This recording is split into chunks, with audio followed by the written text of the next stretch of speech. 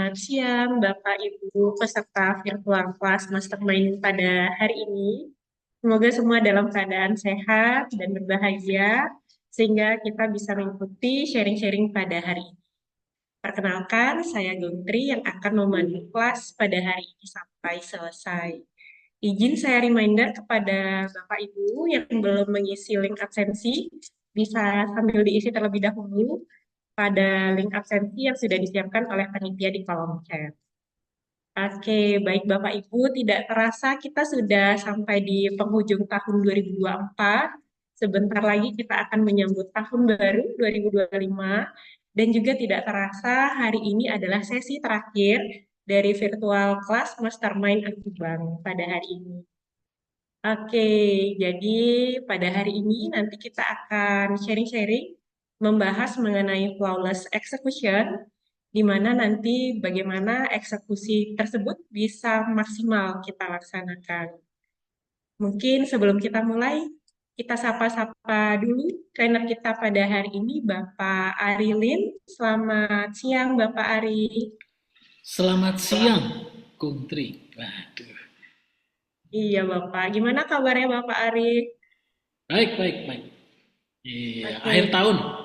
iya, kita sudah sampai di akhir tahun dan ternyata hari ini sesi terakhirnya nih Bapak Arilin.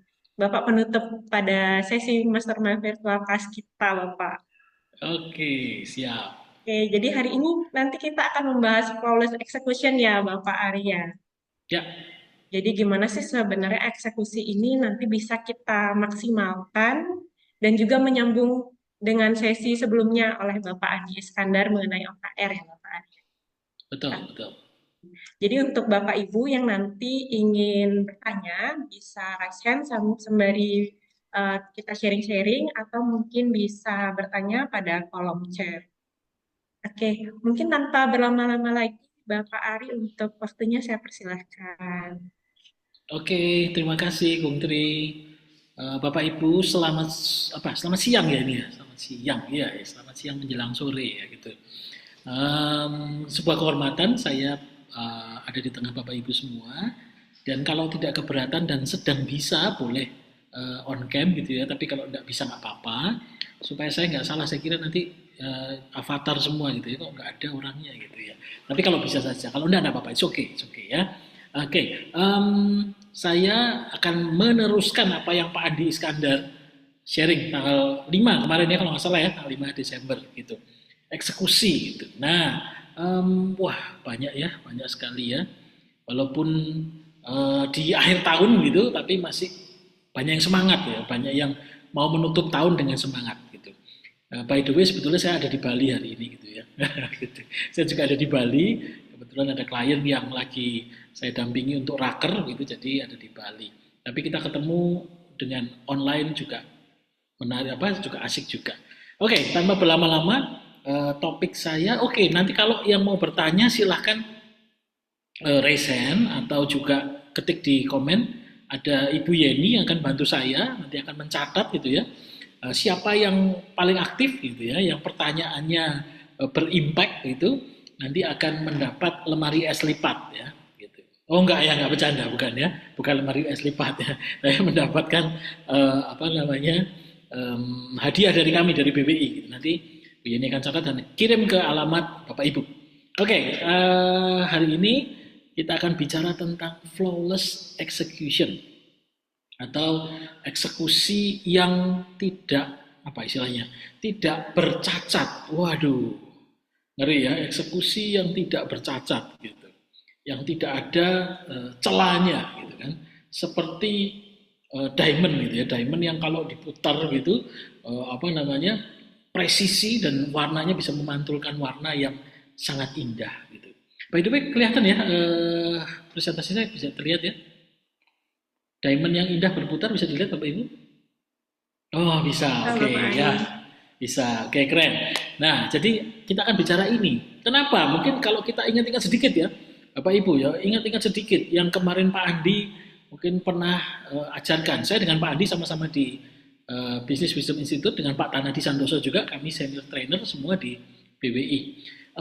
Mungkin Pak Andi kemarin kan bicara ya, lebih penting mana gitu ya, coba lebih penting mana, strategi atau eksekusi? Ayo boleh dicat, lebih penting mana, strategi atau eksekusi Bapak Ibu? Masih ingat nggak?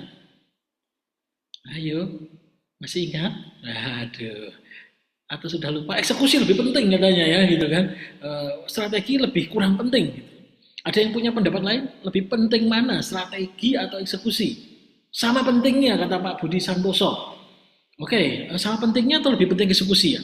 Atau ada yang punya pendapat lebih penting strategi Pak? Gitu karena ya, karena kata Morris Chang, wah, gitu ya, strategi kalau ya, kalau eksekusi tanpa strategi maka dia aimless gitu kan kemana-mana gitu ya. Nah, gitu kan. Nah, dua-duanya Pak, iya. Kalau mungkin sama pentingnya begitu ya, dua-duanya penting. Tapi pertanyaan kedua ya, kalau mungkin Pak Andi juga semuanya sempat tanyakan ya, lebih sering mana diajarin tentang strategi atau diajarin tentang eksekusi? Lebih sering mana belajar tentang strategi atau tentang eksekusi? Strategi, lebih sering strategi. Oh, strategi. Lebih sering belajar strategi, Pak, kita, Pak, gitu ya.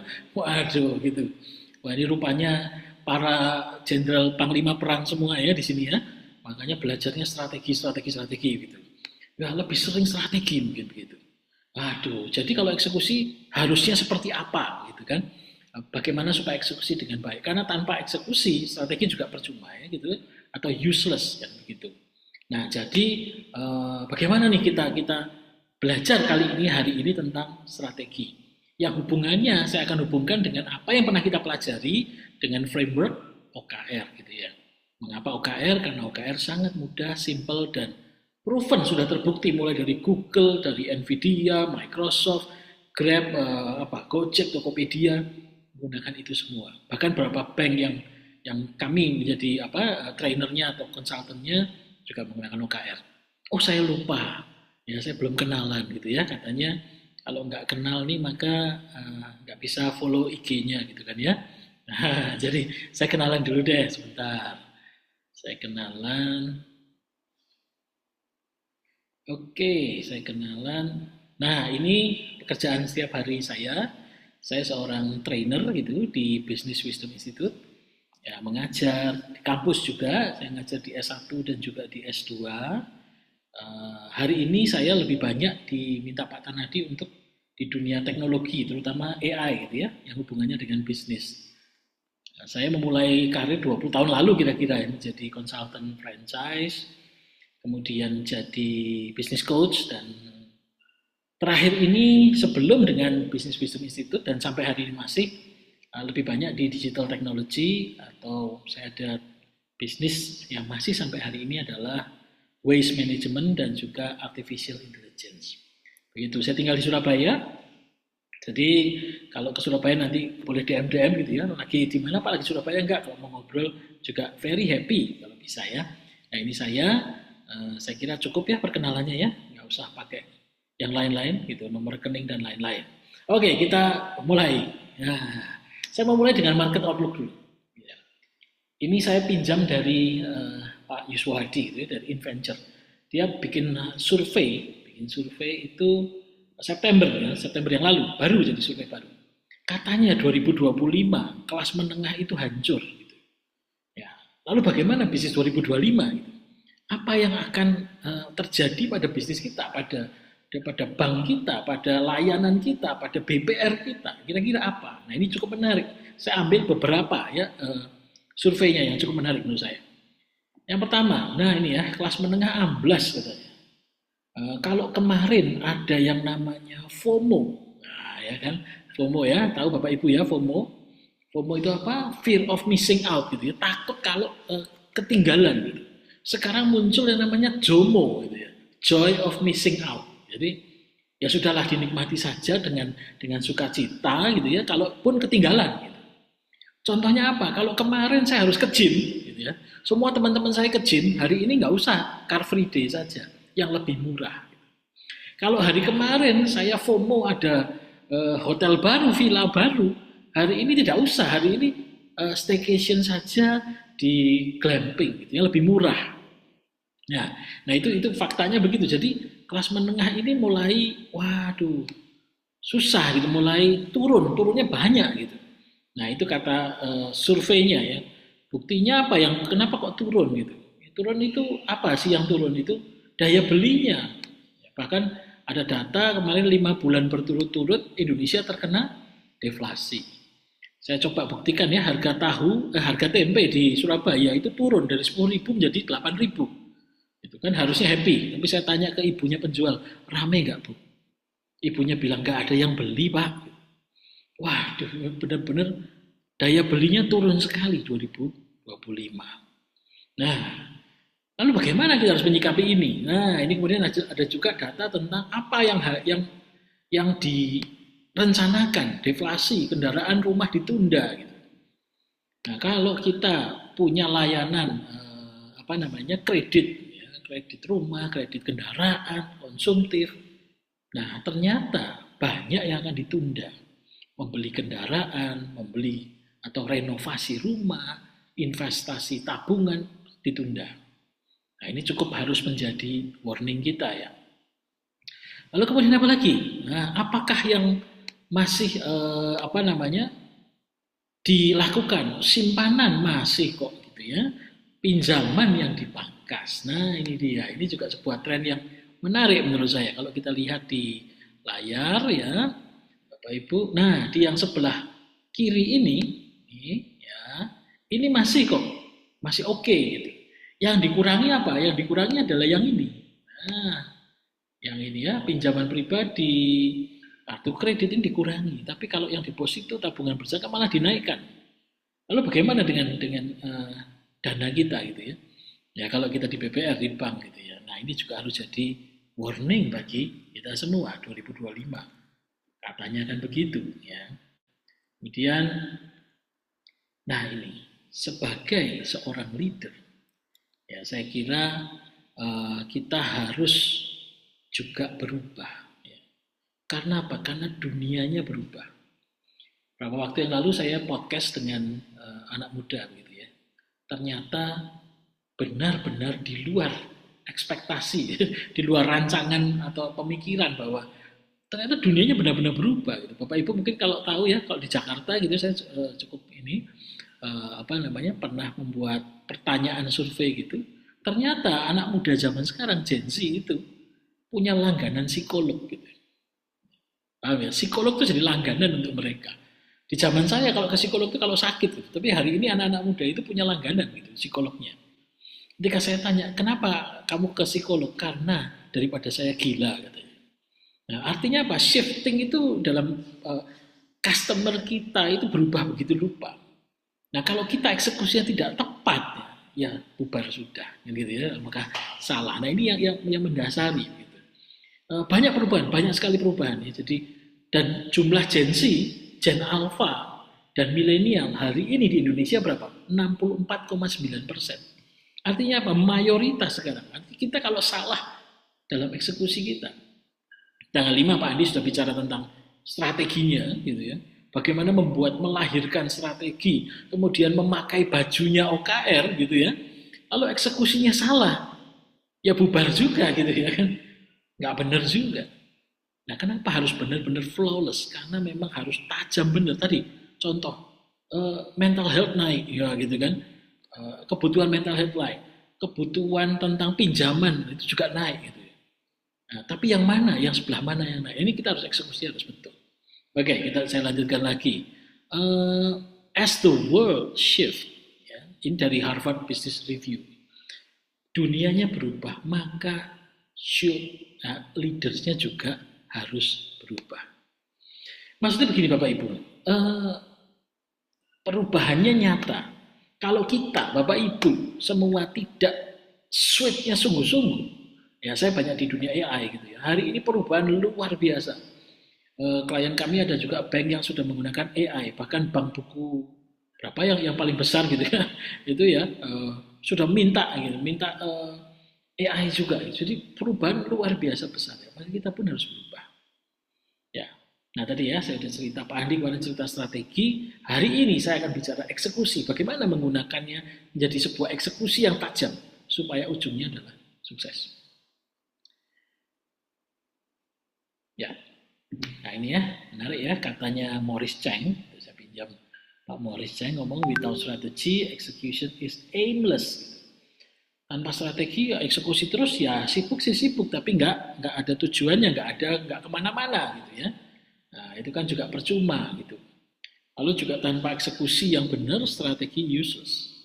Anda mau punya strategi sebagus apa, tanpa eksekusi yang benar juga nggak berguna. Ini menarik ya, ini ada satu buku yang menarik, dia bilang begini, si Ramcharan, dia ngomong 70% strategi yang direncanakan itu gagal. Gitu. Nah, apalagi yang belum direncanakan gitu ya, pasti gagal lah gitu. 70% yang udah direncanakan bagus nih, Bapak Ibu ya, itu gagal. Karena apa? Buruknya eksekusi. Nah, mungkin kalau ditanya, Bapak Ibu sudah merencanakan strategi belum gitu ya. Nah, hari ini tadi saya cerita dengan Kung Tri gitu ya. Bulan ini saya bolak-balik ke Bali itu 3 kali gitu. Ya, karena klien kami pada apa raker gitu ya. Kami di BWI ada consulting juga selain training. Jadi kita mendampingi perusahaan-perusahaan yang mau scale up, mau naik gitu. Semua pada raker, jadi harus bolak-balik Bali gitu ya. Maksudnya dan perencanaan harus sebagus mungkin gitu. Strategi harus sebagus mungkin. Raker ini bicara apa? Bicara strategi. Sehingga 2025 tinggal jalan eksekusinya. Pertanyaan yang sama mungkin saya mohon izin tanya pada Bapak Ibu. Bapak Ibu sudah punya strategi belum? Gitu ya. Yang punya strategi aja 70% gagal, apalagi yang belum. Gitu kan? Nah, semoga semua sudah punya strategi. Ramcaran ngomong, aduh kalau eksekusinya jelek gitu, ya sudah lah ya, pasti pasti gagalnya besar. Nah, apa yang mengapa eksekusi itu buruk? Nah, kita harus tahu kan, kenapa eksekusinya kok jadi buruk itu faktornya apa? Oke. Yang pertama, nah ide dan rencana selalu lebih banyak dari kemampuan kita mengeksekusinya. Nah, coba ada yang pernah punya ide banyak sekali di divisinya atau di perusahaannya yang melebihi kemampuannya? Nah, ada ya pasti ya. Oh ide banyak banget gitu. Bahkan kalau ke mall saja kita bisa ngomong itu ide saya itu kenapa dipakai oleh dia gitu. Atau kalau mungkin dari BPR gitu ya, oh itu ide BPR saya belum jalan itu, belum eksekusi. Loh kok BPR sana udah pakai gitu ya. Nah, kadang-kadang begitu ya. Oh, belum jalan gitu, yang lain udah jalan duluan. Nah, gagal lah kemudian. Ya. Jadi apa? Yang pertama kenapa nggak jalan? Tadi, idenya banyak banget.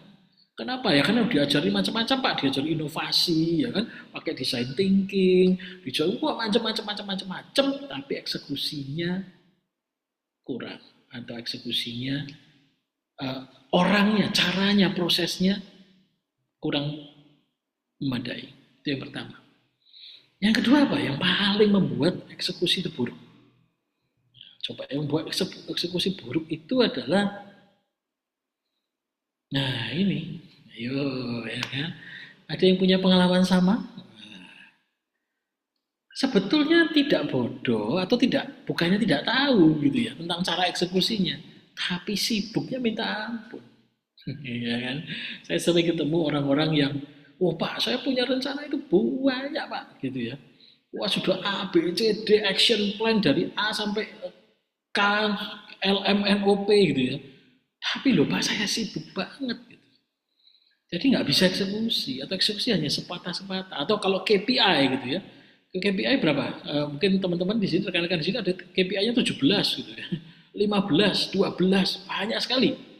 Dan akhirnya apa? Akhirnya eksekusinya tidak bisa memadai semuanya itu. Sangat disayangkan ya. Nah, sibuk itu hal yang kita alami bersama. Ini penyebab eksekusi juga tidak bagus atau buruk atau gagal bahkan ya. Nah, kalau analoginya itu sibuk itu seperti angin ribut gitu ya. Wah, kayaknya mengerikan gitu ya. Tapi cuman di situ habis itu hilang. Habis itu ya sudah gitu. Nggak ada dampak menyeluruh yang merata, nggak ada. Tapi cuman wah kayaknya berpusing atau berputar gitu dengan kuat dan selesai. Nah, seringkali kita sibuk. Nah, Bapak Ibu, kenapa saya tampilkan ini ya rekan-rekan semua?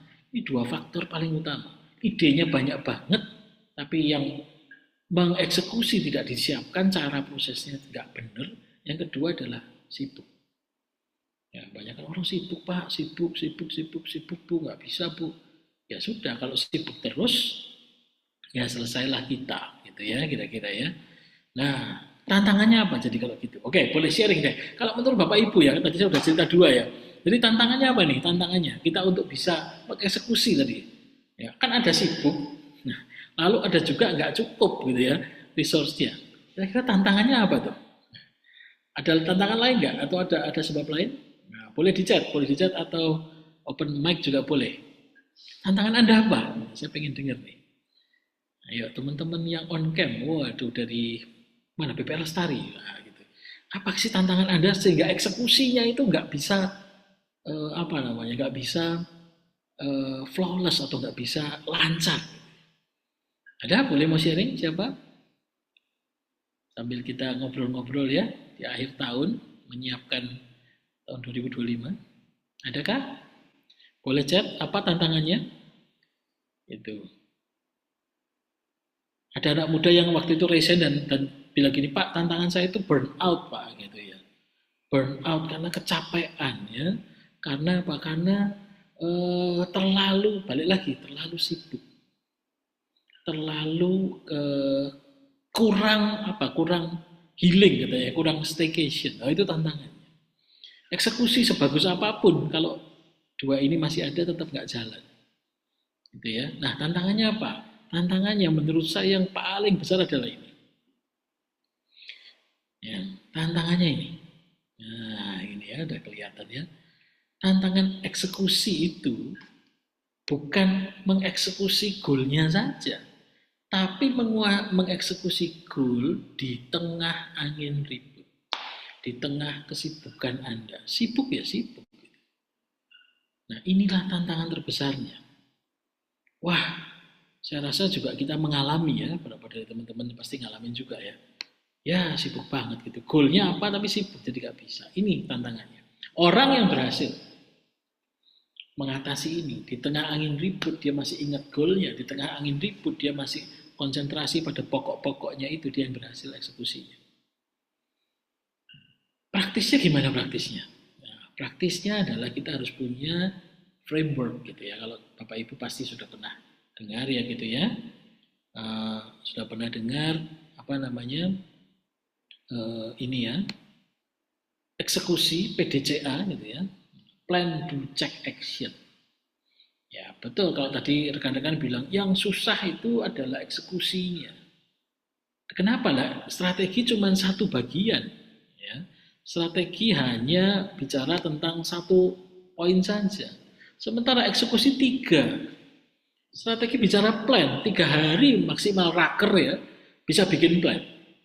Bisa melahirkan strategic objektif sampai diberi baju OKR gitu ataupun 4DX ataupun balance scorecard atau apapun. Tapi do check actionnya sepanjang tahun. Do check actionnya apa? Wah kayak lari maraton. Sementara plannya adalah sprint. Ya, gitu ya. Sprint, selesai. Gitu. Nah, ya, PDCA kita harus punya framework ini supaya apa? Supaya terus jalan eksekusinya di tengah angin ribut. Ya begitu ya Bapak Ibu ya. Jadi inilah frameworknya. Plan, do, check, action. Strategi, eksekusi, eksekusi, eksekusi. Nah, lalu apa lagi ya? Kalau kita lihat lagi. Nah, kemarin juga Pak Andi pasti sudah bicara ini juga kan ya. Kalau masih ingat ya, formulasi strategi. Dari membuat visi misi, lalu menjadi tahap kedua, menentukan strategic objektifnya. Lalu ketiga, membuat strategi mencapai objektif dari apa analisa lingkungan, analisa kompetitor, 7S-nya McKinsey gitu ya, menjadi SWOT, dari SWOT kemudian dipakai baju gitu ya, ditabrakkan dulu lalu jadi pakai baju OKR gitu, gitu ya.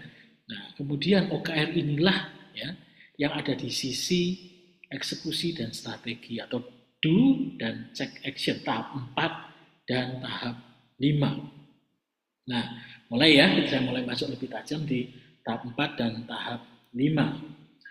Apa itu sebetulnya implementasi dan juga review? Nah, kritikal dan kreatif. Nah, ini menarik ya. Kalau menurut saya, kalau kita ngomong strategi, kira-kira kita lebih banyak pakai yang critical atau kreatif? Cara berpikir kita, apakah memakai critical thinking atau creative thinking? Menurut Bapak Ibu, ayo, kalau kita ngomongin strategi, kita lebih banyak pakai critical thinking atau creative thinking? Ayo boleh di chat atau boleh boleh komen. Kalau kita ngomongin strategi ya, wah kita mari bicara strategi. Lebih bagus, lebih banyak pakai mana? Critical atau kreatif? Kreatif, kreatif. Ya, ada yang critical, kreatif. Ya, kreatif. Biasanya di lapangan kritikal, tapi ujungnya kreatif. Oh, gitu ya. Jadi di lapangan tuh kritikal, tapi ujungnya kreatif. Nah, ini kita ngomong tentang strategi dulu ya, ngomong strategi. Wah, wah, yang menarik yang mana gitu ya. Nah, bagaimana enaknya? Nah, enaknya yang paling efektif, tentu bisa saja semua itu. Tapi yang paling efektif adalah ketika kita ngomong strategi, we have to be creative gitu ya. Super kreatif. Bahkan kalau bisa pakai inovasi. Bahkan kalau saya mengajar itu kelas apa namanya di Raker ya, kita mau bikin OKR atau mau bikin strategi, saya sarankan pakailah AI gitu ya. Pakailah ChatGPT, pakailah Gemini atau pakai Llama atau pakai apapun Anthropic apapun gitu. Untuk membantu apa? Kita makin kreatif. Ya. Jadi kalau bicara strategi, we have to be very creative. Gitu. Kita harus jadi sangat kreatif, melihat semua kemungkinan, lihat dari banyak sisi. Ada hal baru apa, prediksi ke depan apa, outlook seperti apa. That's all about creative, gitu ya, Bapak Ibu ya. Nah, itu kalau bikin strategi. Kalau eksekusi gimana? Eksekusi boleh kreatif? Nah, boleh nggak ya eksekusi kreatif? Jangan ya, gitu ya. Eksekusi sudah bilang apa? Bicara apa? Critical. Nah, ya. Eksekusi itu, nah ini saya beri contoh ya. Misalnya HM Sampurna. Wah, dia bilang adalah gini. Di HM Sampurna dia bilang anggarda paramita, artinya menuju kesempurnaan. Nah, ya, jadi apa? Harus sempurna. Kalau Anda eksekusi harus flawless, tidak ada cacatnya. Harus begitu gitu. Saya ingat tadi cerita dengan salah satu restoran yang terkenal gitu ya. Dia bilang di tempat kami Pak gitu ya. Semua chefnya, ya chefnya itu nggak ada kata kalau chef ke cooknya dia ngomong ikuti saya. Pokoknya kritikal harus eksekusi harus nurut A B C D. Nggak boleh garam 2 gram, 2 gram, 2 sendok kecil gitu diganti jadi 2,5. Oh bahaya. Eksekusi harus kritis, harus as is, gitu. Harus ya tepat begitu. Jangan diganti-ganti. Kalau strategi silahkan Anda very creative. Nah ini bedanya ya, karena kadang saya dapat pertanyaan juga Bapak Ibu, wah harus kreatif ya di lapangan itu ya. Sebentar, kalau di lapangan kreatif, bisa-bisa ujungnya nggak bisa diukur gitu, ya kan? Tapi mensikapi respon lapangan, nah itu bicara lain. Tapi yang namanya eksekusi adalah harus SS atau harus ya tanpa cacat gitu ya. Nah, saya sampaikan poin-poin ini ya supaya kita ada perubahan mindset gitu ya. Mengerti dengan pasti dengan yakin. Nah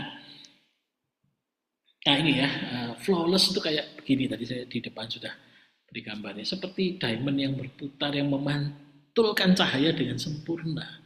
Ya, dengan cuttingnya yang luar biasa bagus. Apa sih flawless execution itu? Jadi definisi saya flawless execution adalah begini. Satu adalah seamless and efficient implementation. Jadi implementasi Anda yang seamless, yang tidak terpotong, yang berkelanjutan. Ya, seamless and efficient implementation. Jadi strategi Anda punya macam-macam strategi, tapi satu harus seamless, dua harus efisien. Seamless maksudnya apa? Contohnya begini. Kalau ada orang mau tahu apa namanya layanan kita atau layanan bank kita, BPR kita, kan begitu ya. Maka saya kasih contohnya BPR ya, karena banyak teman-teman dari BPR ya, gitu kan. Dia mungkin telepon dulu ya, telepon, halo BPR Lestari atau BPR apa Arta Bali gitu ya, atau Sri Parta Bali gitu ya, coba ya. Oh, halo, bla bla bertanya-tanya begitu, ya boleh silahkan ke mana ke office ke kantor gitu. Kemudian ketika sampai di office, Ditanya lagi, Anda siapa? Bagaimana saya sudah telepon dengan si siapa, dengan Mbak atau dengan Kela gitu ya. Tapi terus kemudian di kantor bilang, oh siapa ya? Kok saya belum tahu. Tanya lagi gitu. Maka si customer harus jelasin lagi. Ya kan setelah jelasin, oh ya saya sampaikan ke divisi yang bersangkutan. Datang ke divisi bersangkutan, ditanya lagi namanya siapa Pak, gitu kan. Ada keperluan apa. 3 kali harus jelasin. Ujungnya apa jengkel gitu kan. Itu tidak seamless maksudnya begitu ya. Eksekusi yang cacat atau tidak berkelanjutan, tidak halus, tidak mulus gitu ya. Itu maksud saya ya. Jadi eksekusi itu harus seamless dan juga efektif gitu. Uh, dari ujung pertama kali di touch jalan terus informasinya sampai akhirnya dapat solusi ya, dapat itulah yang namanya seamless. Itu poin yang menurut saya harus benar kita pahami. Nah, apa yang seamless? Apa yang efektif? Implementasi apa? Implementasi dari strategi, implementasi dari operational excellence-nya, dan juga adaptability yang terus-terusan gitu ya, konsisten. Jadi saya sempat singgung ya, Gen Z kita 64 gitu, Gen Z, milenial dan apa namanya dan alpha. 2025 nanti muncul Gen Beta, udah lebih pusing lagi ya. Nah harus bisa konsisten melayani mereka calon-calon pelanggan kita gitu. Nah harus konsisten, harus punya proses yang pas dengan mereka gitu ya. Punya proses yang tepat di mata customernya kita. Barangkali rekan-rekan ada yang nembak itu ya, Gen Z, Alpha dan juga milenial 64,9%, banyak banget loh. Gitu ya. Nah, prosesnya beda. Gitu. Contoh. Saya banyak ibu-ibu gitu ya, teman-teman saya yang tanya kenapa ya Gen Z itu kalau di WA lama balasnya. Ada yang pernah punya pengalaman sama nggak gitu ya? Kalau di WA lama, gitu. Ya karena mereka memang nggak hidup di WA gitu. Yang hidup di WA itu usia 35-40 tahun ke atas gitu. Gen Z hidupnya di mana? Di Discord gitu kan. Telegram gitu. Nah, ini beda sudah. Anda mau marketing pakai WA sampai jungkir balik ke Gen Z ya. Gitu ya. Prosesnya salah gitu. You don't know apa mereka bagaimana gitu. Nah, eksekusinya salah gitu ya. Strategi bagus, eksekusi salah. Bubar juga. Ya, itu contoh-contoh saja. Jadi harus konsisten, harus punya strategi eksekusi yang terus-terusan. Bagaimana caranya? Ngiklan sekarang, search engine sekarang Google bukan satu-satunya, tapi TikTok gitu. TikTok jadi luar biasa. Orang search di TikTok, nah, itu juga jadi problem lagi. Bagaimana kita menangkan hati mereka. Nah, konsisten yang apa? Tanpa itu artinya tidak boleh ada error, tidak boleh ada delay, tidak boleh ada inefisiensi. Error pasti tahu teman-teman ya, Bapak Ibu ya. Error ya macet gitu ya. Delay itu lama gitu ya. Anak sekarang kalau suruh buka web ya, suruh buka web lama, tinggal sudah. 3 detik pertama itu sangat apa? Sangat menggoda gitu ya, sangat menentukan. Karena generasi TikTok kan scroll 3 detik jelek lewat. Kita punya mobile banking itu 3 detik nggak buka-buka tinggal udah nggak mau saya. Nah ini hari ini semua harus benar eksekusi, harus mengerti benar pasarnya kita seperti apa. Kemudian apa lagi? Nggak boleh juga inefisiensi. Wah bolak-balik harus apa lagi? Harus update lagi misalnya mobile apps gitu ya. Pusing nggak mau. Gitu. Nah ini memastikan ya, flawless execution memastikan goalnya tercapai, resource-nya optimize semua, resource-nya dipakai dengan full power dan juga membahagiakan stakeholder dan shareholder. Inilah alasannya kenapa kita harus ngomong tentang flawless execution. Ya, this is the end of year 2024.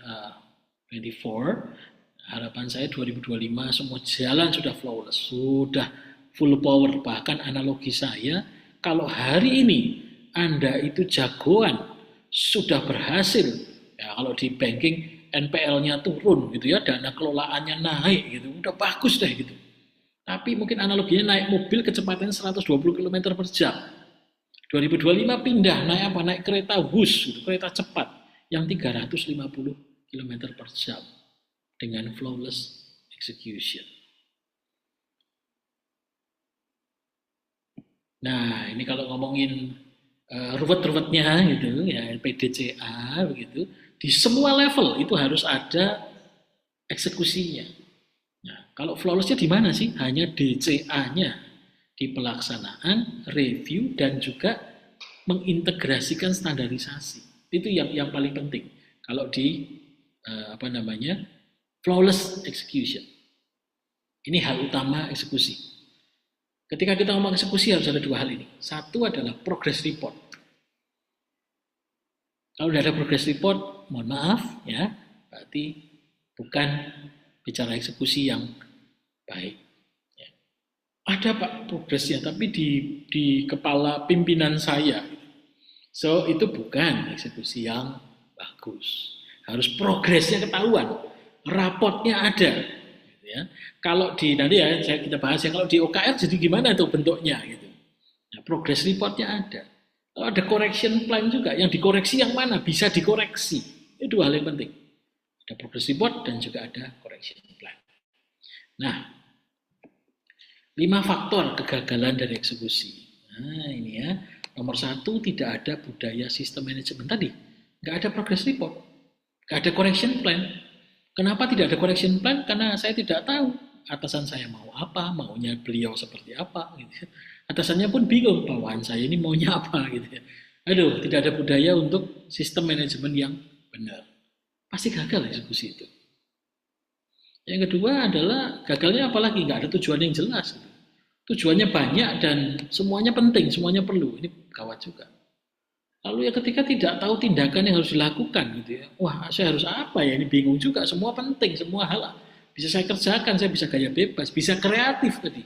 No, it's not about creative when you do execution. Harus critical. Lalu apa? Tidak ada pemantauan, tidak ada monitoring. Ya silahkan Anda kerja sendiri, pasti hancur eksekusi. Dan tidak ada yang bertanggung jawab. PIC-nya siapa? PIC-nya adalah tim marketing. Wah, siapa tim marketing? Ya tim marketing, Mbak, gitu ya, nggak bisa gitu. Ini 5 umum ya yang membuat eksekusi itu berantakan. So, lalu bagaimana mengatasinya? Nah, ini ya, flawless execution akan menjawab ini semua. Problem yang pertama ketika tidak ada sistem manajemen, mari kita pasang apa? Culture-nya. Ya.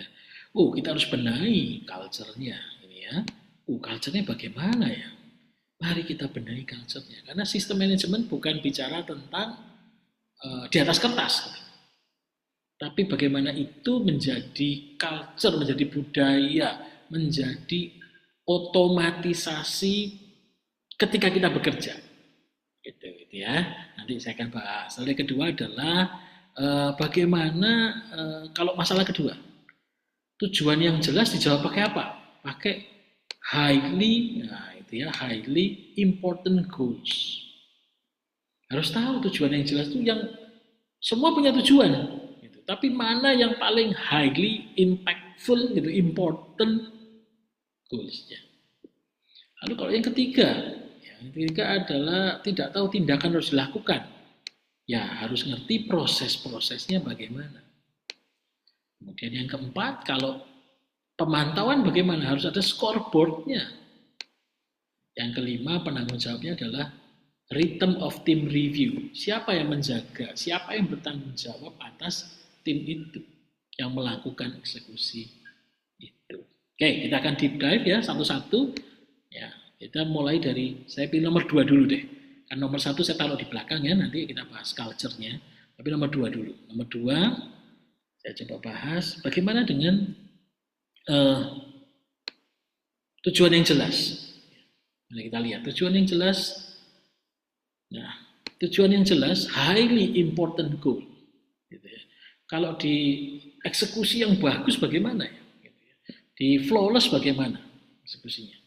Jawabannya itu sebetulnya ada di bagaimana Anda memastikan kalau objektif dan key result-nya benar. Minggu lalu Pak Andi mengajar tentang OKR, objektif dan key result.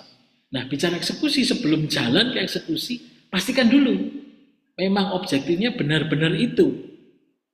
KR-nya memang benar-benar itu gitu ya.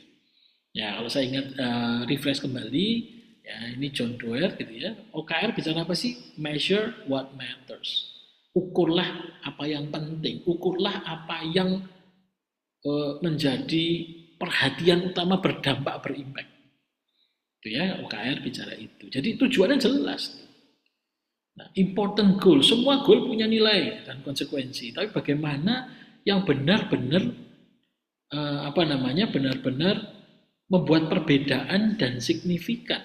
Itu yang penting. Bukan bertanya mana yang paling penting, tapi kalau semua hal itu punya dampak signifikan, mana yang menjadi perubahan, yang menyebabkan perubahan terbesar. Bukan hanya nanya, mana yang paling penting ya, goal saya. Gitu kan. Menentukan objektif, kan 3 sampai 5 gitu masalah ya, betul ya? 3 sampai 5 mungkin Pak Andi kemarin bicara ya. Kalau saya kalau lebih enak adalah 3 saja, jangan banyak-banyak. Gitu. 4 itu adalah kalau memang benar-benar harus. Gitu. 3 itu udah tajam sekali. Mana dari semua tujuan kita yang memberi dampak paling signifikan. 3 saja objektifnya. Ya, kita tarik jadi objektif. Kita tarik jadi jadi perhatian kita. Cara menentukan objektif bagaimana? Nah, mengecek apakah ini benar. Nah, ini kata kerja dan kata benda. Contoh, meningkatkan market share, mengurangi biaya, kata kerja dan kata benda, meningkatkan kecepatan layanan. Artinya apa? Hal-hal yang bisa kita kendalikan, hal-hal yang bisa kita kontrol menjadi objektif kita. Jangan kita begini, objektif kita adalah menurunkan suku bunga Bank Indonesia SBI. Ya nggak mungkin gitu, itu bukan yang kita bisa kendalikan. Gitu. Tapi apa yang bisa kita kendalikan? Meningkatkan market share, mengurangi biaya. Nah, begitu, itu yang bisa kita kendalikan. Jadi harus dicek, gitu ya. Harus dicek apakah OKR kita benar. Ini ya, membuat objektif itu harus apa, ya. Kata-katanya bagaimana. Bapak Ibu bisa lihat di slide ini ya. Ini mudah kan, sudah dibahas dengan Pak Andi ya. Lalu KR-nya bagaimana? Tadi objektifnya, lalu KR-nya. KR-nya itu harus ada angkanya, ya. Terus juga harus apa? Yes or no, terukur, transparan. Orang semua harus lihat, bisa dan tahu apa itu.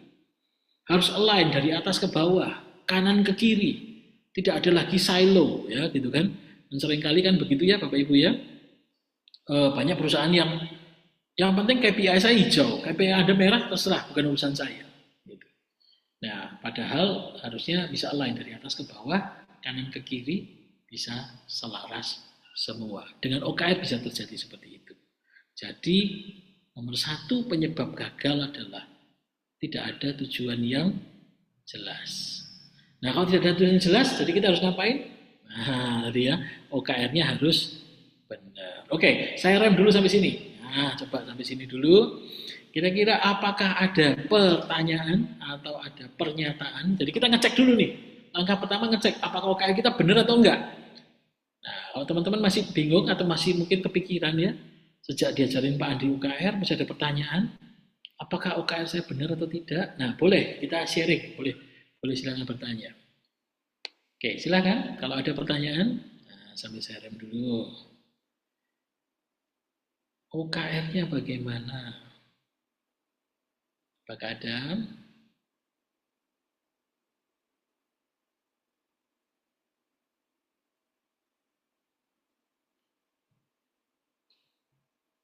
Atau sudah yakin semua OKR-nya? Ya. Oh, saya yakin Pak, OKR saya ini pasti benar gitu objektifnya. By the way, OKR itu bisa untuk pribadi juga ya. Penyanyi Bono gitu ya. Bill Gates gitu. Semua punya OKR. Saya pun punya OKR. Nah, gitu ya. Mau kayak apa ya? Kalau enggak terukur. Gitu ya. Nah, oke, boleh. Ada yang mau bertanya mungkin sambil kita cek-cek ya. Ini ada orangnya, atau sibuk semua, mungkin sambil kerja mungkin ya, masih jam kerja ya. Iya, mungkin masih jam kerja. Oke, ada 1, 2.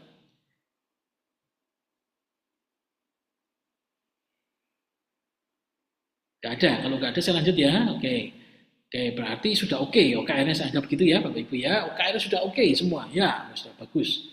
Oke, kalau begitu, nah kemudian masalah selanjutnya. Tadi saya tidak tahu apa yang harus saya kerjakan ya, gitu kan. Oh, terlalu banyak, action plan-nya sangat banyak. Kalau OKR apa? Inisiatif. Objektifnya itu berapa jumlahnya? 3 sampai 5 gitu. Saya sarankan 3. KR-nya untuk masing-masing objektif berapa? 3 sampai 5 atau 3 saja saya sarankan. Jadi satu apa namanya? Satu objektif punya 3 KR gitu kan. Ya, masing-masing orang maksimal kalau saya tiga objektif saja sudah banyak ini. Nah, tapi di inisiatifnya atau action plan-nya atau list of to-do list-nya boleh banyak. Nah, itu tadi ya, inisiatifnya boleh banyak dan ditulis ya. Karena inisiatif yang tidak ditulis artinya itu angan-angan, bukan inisiatif. Nah, gitu ya. Pak saya punya banyak ini, punya banyak pikiran, ya itu angan-angan namanya, bukan inisiatif. Contoh inisiatif adalah misalnya, nah ini membuat 3 produk baru, memprogram WA marketing untuk 80 community, menambah divisi sales pada cabang-cabang. Nah, itu inisiatif. Silakan Anda bisa membuat banyak. Ya. Inisiatif adalah bagian dari OKR ya, di dalam OKR. Inisiatif. Nah, kemudian masalah yang selanjutnya adalah saya nggak bisa punya dashboard, nggak punya tampilan yang akan menjadi track atau menjadi eh, apa ini menjadi apa namanya track itu apa ya menjadi raport saya gitu ya kan menjadi perjalanan saya itu seperti apa perlu dashboard kalau di OKR bagaimana caranya punya template OKR masih Bapak Ibu sudah punya ya ada template OKR ada objektif key result lalu ada inisiatif lalu kemudian ada PIC dan due date-nya kapan kan begitu. Nah, contohnya lebih real adalah ini ya. Tadi inisiatifnya saya sudah tampilkan, membuat 3 produk baru, membuat program WA marketing untuk 80 community atau 80 grup, menambah divisi sales gitu. Kalau dilebarkan lagi, ini adalah bagian dari objektif meningkatkan profit seluruh cabang. Yang punya key result adalah 3 cabang yang omsetnya meningkat 30%. Nah, ya, kemudian PIC-nya adalah ada yang product head, ada yang manager digital marketing, ada juga yang director sales. Ini OKR dari CEO ya, dari CEO yang paling atas. Dan ada due date-nya jelas, tanggal berapa harus selesai, harus tercapai. Ini yang namanya template atau dashboard-nya. Jadi Anda harus bisa melihat itu ya. Eksekusi harus ada ininya. Oh, mana sih yang harus diperhatikan? Kapan batasannya? PIC-nya siapa? Due date-nya kapan? Nah, ini sangat penting. Ya, ini tadi untuk permasalahan tadi saya nggak bisa melihat nih, bingung ya. Kerja itu gimana ya cara tracknya? Saya sudah lakukan ini itu. Nah ini karena seringkali juga saya temukan level atas, level manajemen rapat sih rapat, ya. Setiap minggu rapat. Ya, setiap minggu anak buahnya dipanggil. Tapi ya yang dibicarakan situasional gitu ya. Situasional tergantung waktu itu ada masalah apa. Ada masalah ini bicara ini, masalah itu bicara itu, tapi tidak ada tadi dashboardnya. Dalam setahun OKR saya adalah ini, 3 bulan pertama OKR saya itu ini. Nah, tidak ada itunya. Jadi template-nya sangat penting. Anda harus punya template ini menjadi dashboard seperti mobil ya. Mobil tentu banyak rangkaiannya, banyak onder deal-nya, banyak spare part-nya. Tapi tentu saja tidak semuanya ditampilkan di dashboard atau di depan supir di depan setir kita gitu ya. Hanya bensin lah, hanya apa, itulah yang namanya dashboard. Ya gitu Bapak Ibu. Jadi perlu kita punya itu template-nya. Ya, kalau kemarin sudah belajar OKR diisi seperti itu. Apa sih isinya? Bagaimana mengisinya? Ini ya. Ini untuk eksekusinya sudah tinggal lihat ini dan tidak perlu lagi berpikir lagi ketika eksekusi. Jalankan. Nanti ketika kuarternya selesai, katakanlah kuarter pertama mungkin, baru kita lihat apakah cocok tidak objektifnya, cocok nggak inisiatifnya, gitu kan? Dengan perkembangan waktu itu, waktu dicek, gitu ya. Jadi kalau dianalogikan itu kita punya time frame gitu ya. Time frame-nya kalau OKR kan 3 bulanan ya. Nah, ketika 3 bulan itu dinilai, benar nggak sih inisiatif yang dilakukan ini berdampak pada KR, berdampak pada objektif yang tercapai. Ya. Nah, itu bicara tentang dashboardnya, tentang apa ya, papan untuk kita bisa memonitornya. Ini sepertinya hal yang simple. Tapi ketika saya banyak mentraining OKR, banyak mentraining tentang eksekusi, hal ini justru sering dilupakan. Dipikir cuman gitu saja kok. Saya nggak usah bikin, saya nggak usah buat gitu ya. Disitulah mulai eksekusinya mulai ke kanan ke kiri, ke kanan ke kiri. Ya. Kemudian masalahnya apa lagi sih? Eksekusi itu tidak berhasil dengan baik. Nah ini rhythm of team review. Maksudnya apa? Tidak ada dinamika dalam tim yang mengeksekusi tadi. Dinamika maksudnya apa? Tidak ada, kalau di OKR itu tidak ada check-in mingguan yang dilakukan dengan bagus. Kalau nggak pernah dicek mingguan, ya artinya kemudian tidak akan tercascading atau tidak akan nyambung dengan objektif yang kita harapkan, tidak nyambung dengan objektif atasannya kita, tidak nyambung dengan objektif CEO-nya, tidak nyambung dengan direkturnya, gitu kan kira-kira ya. Kenapa? Karena ujungnya adalah check-in mingguan yang tidak dilakukan. Ini juga problem. Banyak kali ketika saya gitu ya, misalnya saya tim itu juga ya, BWI juga melakukan training OKR, eksekusi, yang dilupakan apa? Dilupakan adalah check-in-nya. Dipikir cuman gitu saja, tidak detail, tidak dilakukan. Akhirnya apa? Cerita indah tadi yang sudah sulit-sulit dibuat, dari mulai analisis kompetitor, analisis lingkungan, analisis apalagi macam-macam gitu ya, 7S dan lain-lain, SWOT dan lain-lain, sampai lahirlah OKR. Karena tidak adanya tadi check-in tadi, maka semuanya tidak berjalan. Semuanya akhirnya hanya tinggal di atas kertas saja. Sayang sekali. Ya, kan gitu ya. Nah, ini. Jadi terus check-in itu kayak apa gitu ya. Kemarin sudah belajar juga tentang check-in. Tapi saya mencoba check-in yang lebih sederhana, yang pengalaman saya ini lebih gampang dilakukan, lebih cocok gitu ya. Untuk mungkin yang baru awal atau baru sekali atau 2 kali menjalankan OKR. Di dalam check-in sudah pasti harus ada apa? Harus ada scoringnya. Kalau nggak ada scoringnya ya nanti kita tidak bisa tahu apakah kita maju atau mundur. Ya.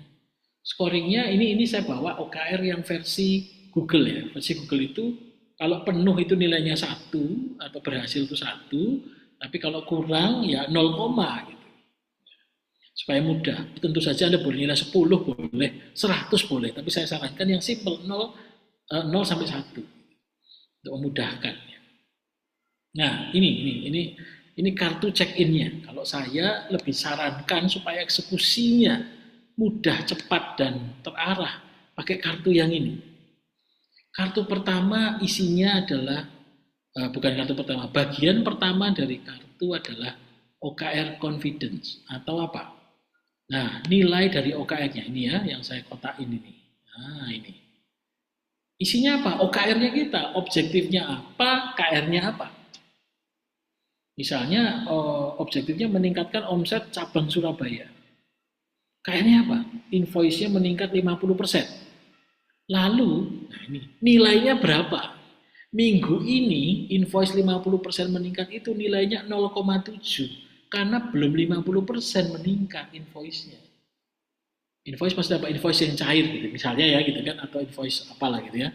Itu adalah baru 30%, maka 0,7 nilainya. Gitu. Lalu merekrut ke 10 karyawan baru, nilainya berapa KR-nya? Oh, cuma 0,5 karena baru 5 karyawan yang terekrut. Mendidik 3 supervisor dari karyawan lama masih 0,3 karena baru 1 supervisornya. Jadi inilah jadi tim dynamic yang dicek itu setiap minggu akan dicek. Yang dicek apa? Nilainya ini, nilainya 0, berapa, 0, berapa dan lain-lain. Ya. Kemudian, nah, bagian kedua dari kartu ini adalah 4 minggu ke depan. Ya, yang bawah ya kiri bawah ya Bapak Ibu ya. 4 minggu ke depan ini mau lakukan apa? 4 minggu ke depan ini mau lakukan apa itu adalah bagian dari apa? Bagian dari eh, inisiatif tadi, action plan. Kita punya action plan banyak, mungkin punya 10 gitu mungkin ya. Atau punya 15 karena kepikir terus, wah saya mau begini, saya mau begini. Begini. Masukkan dalam 4 minggu ke depan mau apa ya? Dari 4 minggu ke depan lalu digeser menjadi minggu ini apa yang mau saya lakukan. Jadi ceritanya nih saya ulang lagi ya, gitu ya. Itu cascading terus, makin detail, makin detail, makin detail. Ya.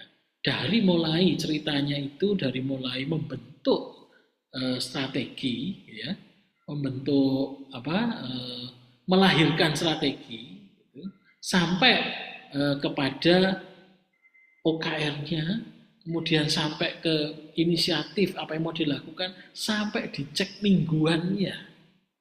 Ya, ini eksekusi, bicara eksekusi. Eksekusi itu simple kok, bagaimana pas gitu ya, dinilai, direview, diubah lagi. Ya, jadi terus turun ke bawah, makin detail, makin detail. Ini saya selalu tekankan ya, saya tidak bosan-bosannya lakukan check-in, lakukan check-in. Check-in berapa lama sih? Check-in itu kalau kita punya anak buah berapa? Misalnya punya anak buah level yang langsung di bawahnya kita adalah mungkin 10 orang gitu, atau jangan banyak-banyak mungkin ya. Ya 10 lah, oke. 10 orang masing-masing kalau check-in itu 10 menit gitu. Cuma butuh 100 menit, itu pun tidak pada hari yang sama. Mungkin hari ini 5 dulu deh. Itu besok pagi 5 lagi, selesai sudah. Hanya ngecekin, oh begini nilainya berapa. Nah, setiap minggu. Ya. Jadi itu yang membuat menjadi lancar, smooth gitu ya, eksekusinya. Ini cara penggunaan OKR-nya. Kemudian ada juga di kanan bawah adalah situasi terkini. Apa maksudnya situasi terkini? Maksudnya dalam begini, apa sih keadaan-keadaan yang mungkin di luar dari yang kita harapkan atau di luar yang kita prediksikan. Contoh yang nomor 3 nih, Bapak Ibu ya, kita lihat 3 hari izin mengikuti seminar di Jakarta. Nah ini kan tiba-tiba bos gitu ya, tiba-tiba atasan, kamu ikut dong seminar di Jakarta, atau ikut sosialisasi dari OJK gitu kan. Ya itu tiba-tiba ditaruh di situ. Nah, jadi lengkap sudah isi dari eksekusi mingguan ini. Ada OKR-nya, ada 4 minggu ke depan saya mau apa, minggu ini mau apa, kejadian-kejadian terjadi dari hari ini sampai mundur ke minggu lalu itu apa saja. Kemudian ini dibawa ya, kartu ini saya sebutnya kartu. Bahkan tipsnya adalah menurut saya lebih baik bentuknya memang benar-benar kartu Bapak Ibu. Ya. Kenapa? Kalau bentuknya kartu mau nggak mau anak buah nulis lagi gitu ya. O-nya apa, KR-nya apa, diulang-ulang, ditulis akhirnya jadi apa? Jadi hafal. Nah, jadi ketika check-in meeting membawa kartu ini, kalau satu orang tadi punya 3 objektif, berarti punya 3 kartu. Ya, gitu ya. Misalnya saya anak buahnya GLA gitu ya, di BPL Lestari gitu ya. Saya kalau menghadap itu pakai 3 kartu. Ini saya punya 3 kartu. Kenapa? Karena saya punya tiga objektif. Tolong dinilai. Ya, nilainya adalah saya KR1 nilai 0,5. Betul nggak 0,5? Menurut bos, menurut atasan, oh salah ini cuma 0,3. Oke, dinilai. Minggu depan datang lagi dengan 3 kartu yang sama, tapi nilainya sudah berubah karena naik lagi. Bayangkan kalau ini terjadi, wah Anda akan enak banget gitu ya. Kalau orang Surabaya bilang, wah enak pol. Gitu ya. Karena semua akan tertata, semua akan sinkron, semua akan align dari bawah sampai ke atas. Dan kalau sudah advance, maka Anda bisa melakukan OKR ini mulai dari CEO, dari kepala cabang, mungkin gitu ya, atau direksi bahkan, sampai kepada security. Semuanya punya OKR. Dan OKR security ya mendukung atasnya, mendukung kanan kirinya, terus sampai ke level paling atas. Maka enak banget gitu. Enak banget dalam arti sudah terjadi keselarasan. Eksekusinya jalannya bareng. Ya. Kalau analogi tadi saya kereta bus tadi ya, kereta cepat tadi 350 km per jam. Kok bisa secepat itu? Karena semua selaras. Bahkan bisa diangkat gitu kan pakai magnet gitu ya, diangkat gitu. Jalannya cepat banget gitu. Inilah bedanya. Perusahaan yang ngerti eksekusi dan yang tidak. Yang tidak dia pikir dengan banyaknya strategi, banyaknya action plan, maka semua tertata. Nah, ini beda ya, Bapak Ibu ya. Nah, kalau kita pakai toolsnya OKR, bisa menjawab tadi hal-hal yang tadi mulai dari tidak tahu goalsnya, tidak tahu ngerjain apa, ya, tidak punya roadmapnya, tidak tahu reviewnya bagaimana. Semua ada di dalam OKR tadi. Ya, saya tuliskan sedikit ya sebelum nanti mungkin ada yang mau bertanya. Oke. Nah, inilah critical step dalam eksekusi. Saya pernah ditanya ya, kenapa harus pakai kartu Pak? Pakai bentuknya fisik kan boros gitu ya. Untuk di awal saya lebih sarankan. Kenapa? Karena orang lebih happy, lebih bagus kartunya daripada kalau cuma pakai spreadsheet gitu, pakai Excel gitu ya. Ditulis tangan gitu. Wah, ini akan asik sekali. Dan punya apa? Punya track gitu ya. Nah, oh ya satu lagi. Kalau Anda mengisi OKR gitu, atau anak buah Anda mengisi OKR dan atau semua organisasi punya OKR, maka eh, ini adalah tapi jangan ngomong-ngomong sama atasannya gitu ya. Jangan bicara sama atasannya. Karena kalau mau naik gaji tinggal bawa itu aja gitu kan. Bos-bos, saya ini OKR-nya tercapai semua loh setahun ini gitu kan. Bahkan bagus mingguannya bisa di-track semua. Boleh nggak naik gaji misalnya begitu ya. Kalau saya jadi bosnya saya senang banget gitu. Saya akan, wih bagus banget ya. Ayo mau naik berapa kan gitu. Senang gitu. Dan sebaliknya kalau mau mecat orang juga karena ada tracknya tadi enak gitu. Ya. Kalau di Google bahkan lebih sadis lagi ya. Semua orang yang masuk Google, ya, Google Amerika ya, Google Indonesia saya belum pernah ke sana gitu ya. Google Amerika orang pertama kali masuk sampai nanti keluar gitu, semua ada OKR-nya. Jadi ketahuan, bahkan 3 tahun setelahnya bisa track. Dulu tahun pertama saya ngapain ya gitu ya. OKR saya apa ya, tercapai nggak ya? Ketahuan semua. So people are happy, kenapa? Karena ada pencapaian, ada hal yang bisa diraih. Wah seneng banget. Oke, okay? Nah ini very sangat-sangat keren dengan kartu yang namanya check-in tadi. Nah, saya sangat berharap check-innya bisa dilakukan ya dari OKR tadi. Itulah critical point dari eksekusi. Oke. Okay. Nah, rapat mingguan. Biasanya rapat mingguan saya sering ditanya, Pak kalau udah pakai OKR, rapat mingguannya ngapain? Gitu ya. Nah, apa yang dibicarakan dalam rapat mingguan? Yang pertama, laporkan komitmen atau kartu check-in-nya mana. Gitu ya. Gitu.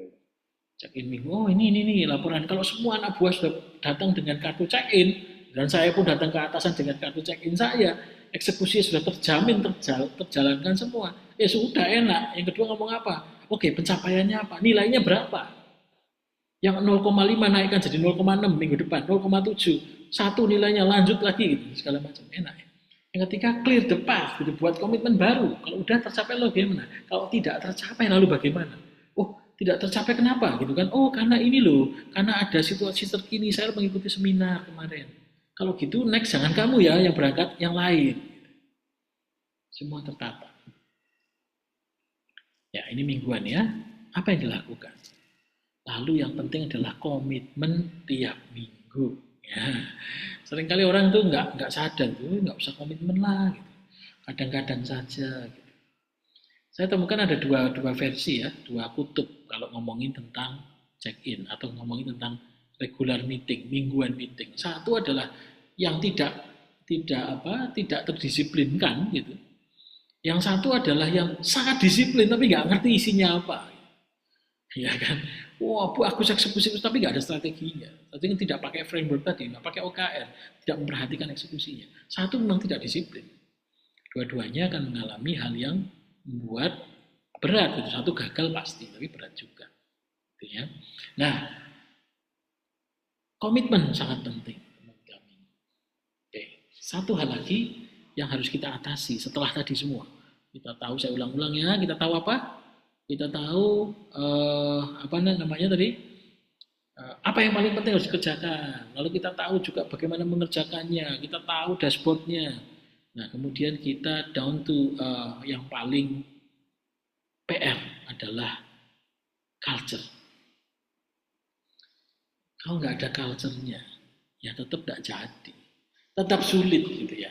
Ya, culture-nya bagaimana? Itu sangat penting.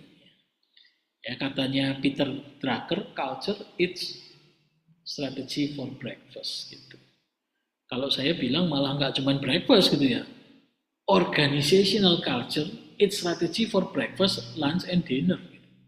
Anda ya, Anda mau punya performance bagus, mau change bagus, innovation bagus, executionnya bagus, tapi kalau nggak ada culture untuk melakukannya dengan konsisten, ya dimakan semua, habis semua. Culture, culture itu bagaimana cara membentuknya? Nah, building the culture, menurut saya adalah seperti ya, kita itu managing the water kalau kita memelihara ikan.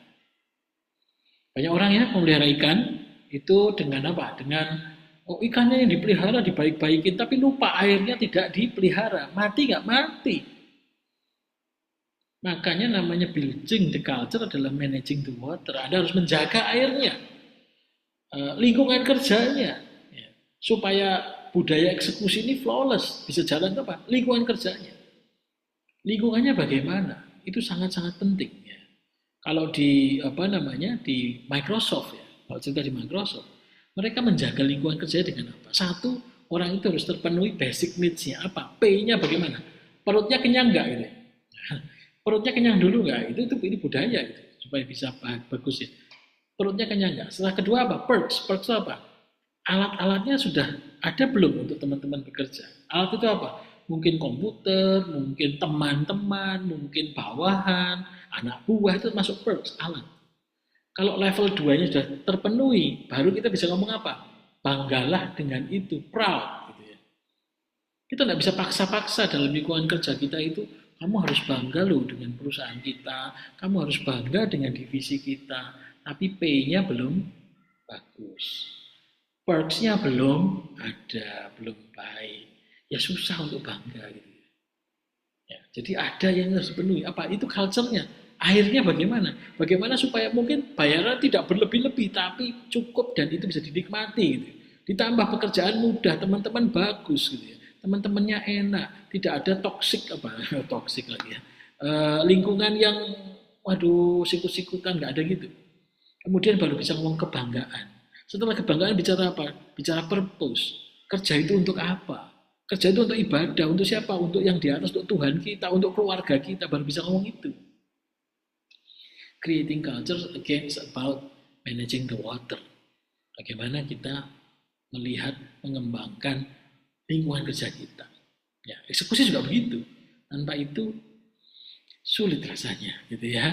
Nah, culture bisa dilihat di mana? Oh, sebelum ini ya, sebetulnya culture bisa dilihat di banyak hal. Bajunya gitu ya, atau seragamnya. Itu juga culture Anda. Kalau pakai bajunya nggak apa jelek gitu ya, mohon maaf gitu ya, atau awut-awutan nggak ada nggak bagus ya, itu mungkin culture-nya sembarangan saja hidupnya. Gitu. Bahaya gitu kan. Apalagi dari kata-katanya. Bagaimana kata-kata yang sedang atau yang sering dipakai dalam lingkungan kerja kita? Apakah membangun atau membunuh? Itu culture. Lihat dari apa lagi? Lihat dari apa namanya?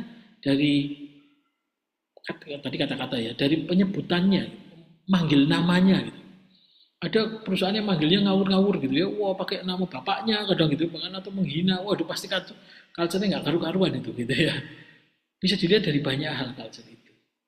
Kalau kurang bagus bagaimana? Ditambah supaya lebih bagus. Mungkin culture-nya apa? Di tempat kami culture-nya itu Pak. Eksekusinya banyak gagal. Ini true story ya.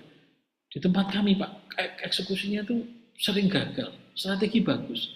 Kenapa? Karena culture kami adalah yang penting saya berhasil. Yang penting KPI saya hijau. Bisa berhasil eksekusi? Nggak bisa. Cerita lagi ya, saya punya cerita dari Microsoft lagi deh. Di Microsoft, yang namanya performance review atau orang dianggap berhasil dalam bekerja, itu indikator ada 3. Satu, itu adalah job kita itu selesai atau enggak gitu ya. Job itu termasuk tadi ya, targetnya berapa, terpenuhi berapa. Nah itu satu indikator. Itu berhasil nggak? Terpenuhi nggak? Kalau itu sudah terpenuhi, apakah dia bagus performanya? Belum. Karena ada variabel kedua, namanya apa? Variabel kedua namanya gini. Oh, tadi job, yang kedua adalah gini. Apakah Anda mau menolong orang lain? Nah itu variabel kedua. Variabel ketiga apa? Apakah Anda mau ditolong orang lain? Alias mau nggak ada di dalam sebuah sebuah kelompok, di dalam sebuah project, di dalam sebuah divisi yang menjadi anak buah? Mau nggak? Kalau tiga hal ini tidak ada, maka Anda tidak bagus performance review-nya. Itu di Microsoft. Jadi ceritanya, dulu Microsoft ketika dipegang Bill Gates, kan bagus ya. Wah, bagus. Kemudian dia resign diganti Steve Ballmer. Steve Ballmer ini tidak memperhatikan hal-hal seperti itu. Isinya Microsoft waktu itu orang pinter-pinter semua. Akhirnya apa? Semua minterin yang lain gitu. Nolongin orang, boro-boro, males gua gitu ya. Kira-kira gitu ya. Microsoft terjun bebas. Terus datanglah Satya Nadella yang sekarang jadi CEO. Nah, dia menaikkan dengan tadi 3 kriteria. Mau nggak Anda menolong? Mau nggak Anda ditolong? Dan juga beres nggak kerjaan Anda? Keren, menurut saya keren banget. Itu culture-nya. Kalau Anda seorang agent of change, Anda seorang pemimpin, seorang leader, harus memperhatikan ini juga. Mungkin tidak bisa mengubah semua, tapi at least yang ada di dalam within your reach atau di dalam divisi Anda. Itu culture. Ya, jadi ya ceritanya begitu. Jadi eksekusi sangat kuat di situ. Oke, saya rem sedikit sampai di sini dulu. Apakah ada komen atau pertanyaan? Boleh. Dari Kung Tri juga boleh ya kan? Gitu ya. Ada pertanyaan kah? Masih pada sibuk kerja apanya ya? Bagaimana menggunakannya menjadi eksekusi? Ya, OKR digunakan untuk eksekusi. Adakah? Saya sambil minum sebentar ya.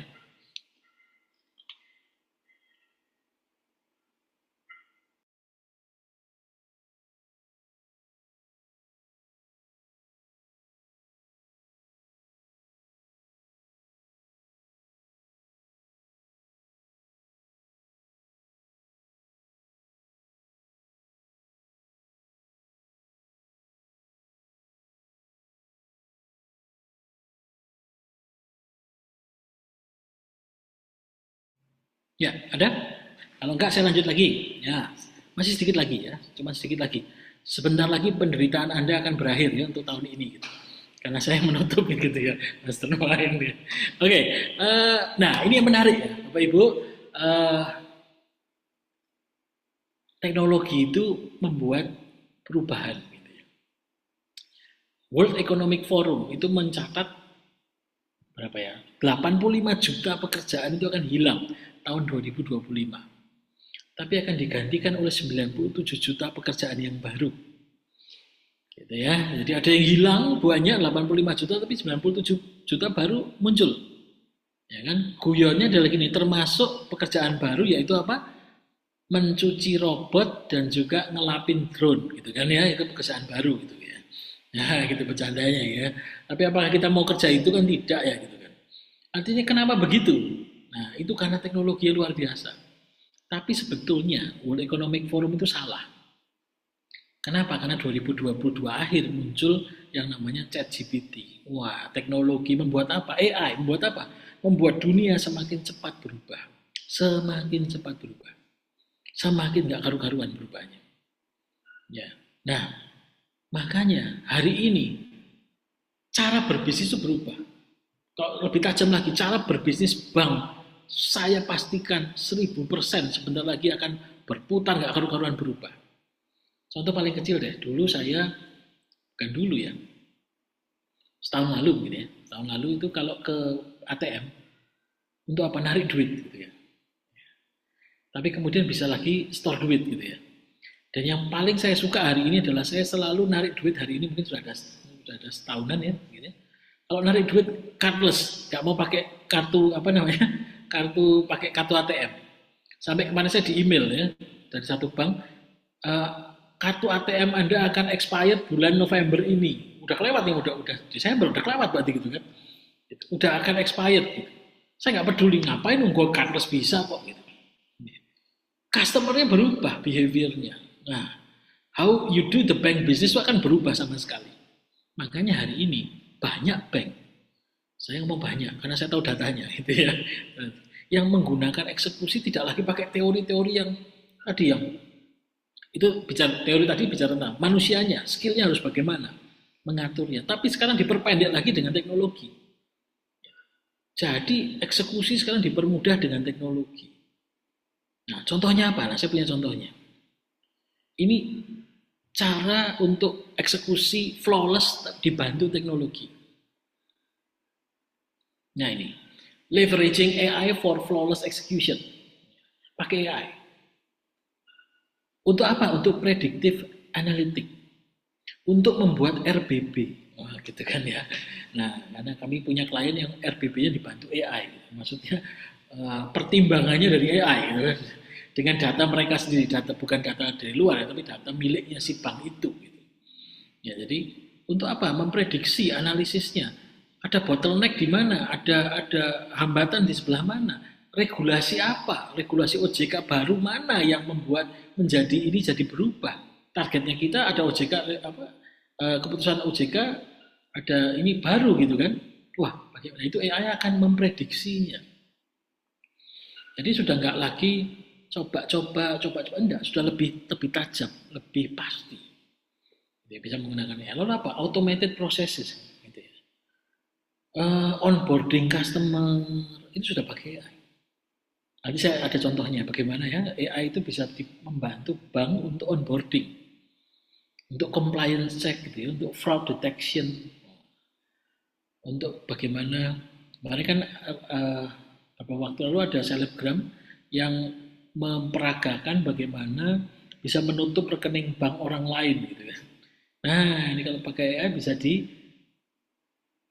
diwaspadai untuk tidak bisa begitu gitu. Untuk data reconciliation, data yang tidak bagus, ya, data yang bertumpuk namanya Rahmat Wahyudi Kartono misalnya. Ada yang namanya disebut Rahmat Wahyudi Kartono, ada yang Rahmat K gitu ya. Itu hal yang membuat kita pusing, data yang tidak bagus. Itu bisa pakai AI jadi lancar semua. Kemudian apa? Real time decision making. Nah, bagaimana sih untuk fraud detection ya, sudah harus pakai itu ya. Kemudian monitoring customer behavior. Lalu juga enhance customer experience dengan hyper personalization. Jadi ketika customer ini kita sudah sangat tahu bahwa datanya itu begini. Bayangkan Anda punya sales gitu ya, kalau mendatangi sebuah instansi, sebuah UKM gitu, misalnya mau menawarkan kredit ya gitu kan, kita sudah tahu di UKM ini apa, bagaimana dan lain-lain karena dibantu oleh AI. Atau wilayah mana gitu kita mau datang ke sana sudah dibantu, itu sangat bisa, sangat bisa. Nah, saya punya data ya, 300 miliar dolar per tahun itu perusahaan menghabiskan spending for layanan pelanggan. Dan yang paling tinggi adalah financial service ternyata. Ya ini di dunia datanya ya. Nah, seperti itu. Spendingnya untuk apa sih? Untuk financial service, untuk bank ya, untuk FSI, financial service dan insurance gitu ya, dan banking juga. Sangat besar. Nah ini saya punya data valid, gitu ya. Saya tutup banknya namanya gitu ya. Ya kan, bank besar seperti titik gitu ya, itu tuh mempekerjakan 620 karyawan untuk customer care atau customer service dengan jumlah total layanan 12 juta chat pada tahun 2023 dan 5,3 juta call tahun 2023. Kebayang nggak kalau mereka membalas chatnya ngawur gitu, salah, males ya. Silahkan lihat Q&A saja, misalnya gitu. Ya hilang kesempatan customernya. Call, ada orang call gitu ya, oh kemudian jawabnya salah atau sales call gitu ya. Si sales atau marketernya atau salesnya lah ya, salesnya cold call, gitu, nelpon orang. Biasanya kan direkam ya gitu ya. direkam. Nah, rekamannya siapa yang akan meneliti atau menganalisisnya? Kalau manusia yang menganalisis 5,3 juta call, itu kupingnya panas gitu ya. Kalau pakai headset pun akan puyeng gitu ya. Ini AI yang pakai sekarang. Jadi yang mendeteksi itu adalah si AI itu. Oh, ada 5,3 juta call dimasukkan dalam AI. AI-nya akan ngomong, si eh, CS1 itu kekurangannya di sini, salahnya begini. Harus ditambah training ini, gitu kan? Nanti dievaluasi lagi kapan, nilainya berapa dan sebagainya, sebagainya, sebagainya. Jadi call pun akan menjadi lebih efektif karena AI akan membantu menganalisanya. Coba bayangkan, maka eksekusi itu menjadi semakin tajam lagi, semakin keren lagi. Ya kan? Nah, itu sekarang udah pakai AI. Nah, saya punya contoh satu lagi yang menurut saya cukup menarik ya. Ini dilakukan dipakai untuk eksekusi di bank. Oke, saya share screen ya. Semoga bisa didengar ya. Harapannya sih bisa ya. Nah, ini versi contoh ya. Oke, kalau nggak kedengaran boleh boleh bilang saya. Semoga kedengaran. Apakah terdengar? Dengar ya? Oke. Ini contoh ya. Ini AI, yang Selamat nelpon sore, AI. perkenalkan saya Hendra dari layanan nasabah Bank Soja. Mohon maaf mengganggu waktunya. Apakah benar saat ini saya berbicara dengan Bapak Jimmy? Ya, saya Jimmy. Baik Pak Jimmy, terima kasih karena telah meluangkan waktunya. Mohon maaf sebelumnya, apakah benar saat ini Bapak ingin menutup kartu kredit? Benar? Boleh Hendra tahu apa alasannya Pak? Jarang dipakai, Mas. Baik Pak Jimmy, boleh dibantu untuk nama lengkap dan tanggal lahirnya Pak? Jimmy lahir di London 27 Mei 91. Wah, ternyata Bapak Gemini ya. Baik, Pak Jimmy, sebelum menutup, izinkan Hendra menawarkan program liburan khusus untuk nasabah Gemini. Nggak usah, Bapak Mas. akan Langsung tutup mendapatkan, aja. tapi dengan promo ini Bapak bisa liburan gratis ke Singaparna. Wah, ditemani Nagita Slavina loh, Pak. Wah, kalau Raffi Ahmad yang nggak ikut, boleh tuh. Betul, Pak. Jika berkenan, saya bisa kirim detailnya ke web Bapak. Oke, sip.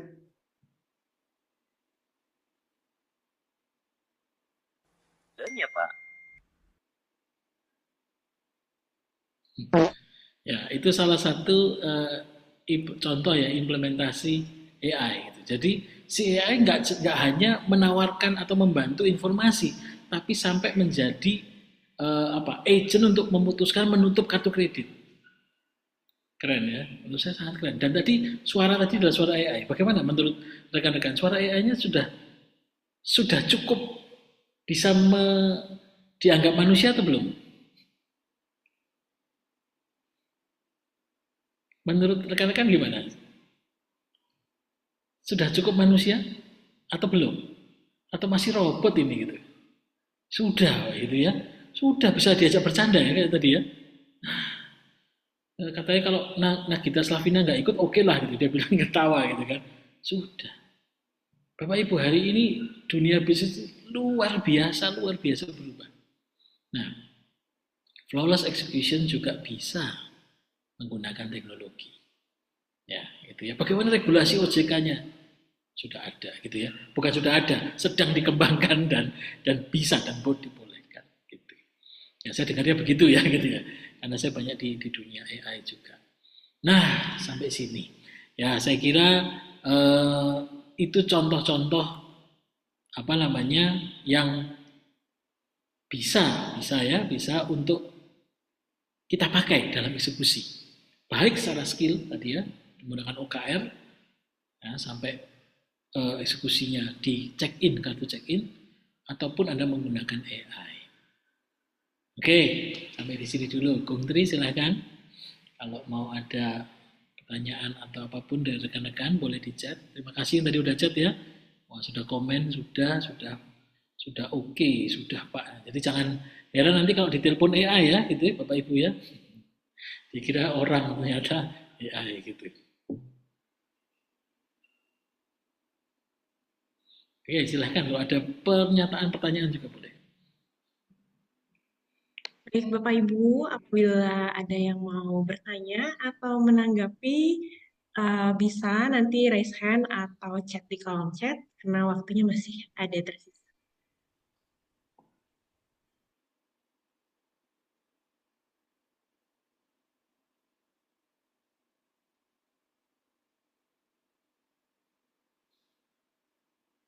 Apakah Bapak Ibu sudah, nah ini agak susah pertanyaannya, sudah pura-pura ya, sudah membuat OKR, nah, gitu ya. Atau mencoba membuat dan ada kesulitan mungkin? Karena tanpa mencoba agak susah ya, agak sulit juga.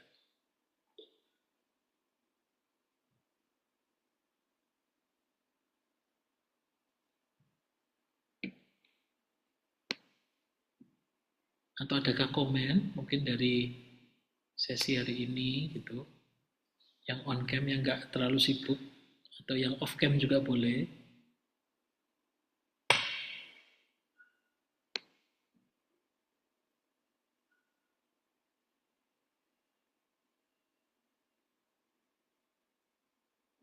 Artinya lagi sibuk buat laporan akhir tahun nih, Iya, Pak Ari. iya saya juga tahu sih gitu ya. Memang iya gitu ya. Apalagi akhir tahun ya gitu kan, ya Iya, memang sibuk gitu ya. Makanya sebaiknya ya pakai teknologi lebih banyak gitu ya, karena supaya nggak sibuk-sibuk banget gitu. Gitu. Oke, boleh komen kalau ada komen ya. Tadi ada siapa nih? Ibu Atik dari BPR Lestari Sanur ya kan. Kemudian ada Bapak atau Ibu Dika nih dari Bangsa Dana gitu ya. Dari ada Ibu Margareta dari BPR kita Cendera Dana ya.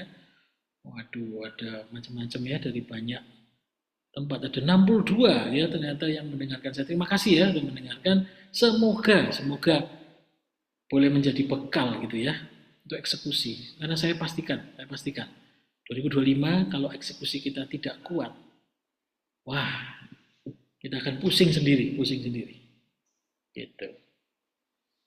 Oh, ada dari Mataram. Pak siapa ini? BPR Mitra Harmoni Mataram. Wah, Pak boleh masih mute Pak? Wah, dari Mataram. Mataram itu di Lombok kan? Ya, di Lombok ya. Saya pernah ke Lombok, tapi karena nggak bisa mendarat di Ngurah Rai jadi ke Lombok gitu ya. Jadi sejam balik lagi ke Ngurah Rai gitu Pak. Belum pernah ke Lombok lagi. Oke. Gimana Pak? Aman Pak di sana Pak? Iya, alhamdulillah aman kalau di sini Bapak. Wes, oke ya. BPR Mitra Harmoni ya. Saya kebetulan juga punya klien di Lombok ya, real estate di Iya. sana, tapi saya belum belum ke sana. Baru soalnya. Siapa tahu nanti bisa ke Mataram. Amin. Terima kasih Bapak. Oke, ada komen Pak tentang tadi mendengarkan tentang eksekusi? Mungkin sedikit yang izin bertanya Pak. Siap, Biasanya silakan. eh, untuk apa namanya eksekusi ini biasanya banyak kekhawatiran-khawatiran tadi Pak untuk mengeksekusi suatu plan dan lain-lain. Mungkin apakah kalau kita mengeksekusi ini kita perlu beberapa plan cadangan lagi Pak di luar yang sudah kita rencanakan di awal atau bagaimana kalau menurut Bapak? Kekhawatirannya misalnya apa ini Pak? Misalnya. Misalnya tidak bisa optimal seperti yang awalnya kita ramalkan di forecast gitu misalnya Pak. Apakah kita butuh plan lagi atau harus tetap komit di rencana awal gitu? Oh, Mungkin oke, oke. Bapaknya Pak. Oke Pak, keren pertanyaannya ya. Saya coba jawab ya. Jadi gini Pak, kalau menggunakan OKR ya, itu kita bikin OKR apa kan tahunan ya, setahun gitu ya. Tapi baiknya begini, setelah Anda bikin setahun, bikinlah 3 bulanan. Gitu. Misalnya Bapak ya, misalnya punya objektif itu adalah menaikkan omset gitu ya di cabang Mataram atau di pusat Mataram, saya kurang tahu, mohon maaf gitu ya, di Mataram menaikkan omset. KR-nya apa? Bagaimana cara menaikkan omset, gitu kan? Dana kelolaannya harus naik, misal begitu ya. Karena kan omset kalau nggak ada dana kelolaan gimana gitu ya. Dana kelola naik 20%, gitu ya. Nah, gitu ya.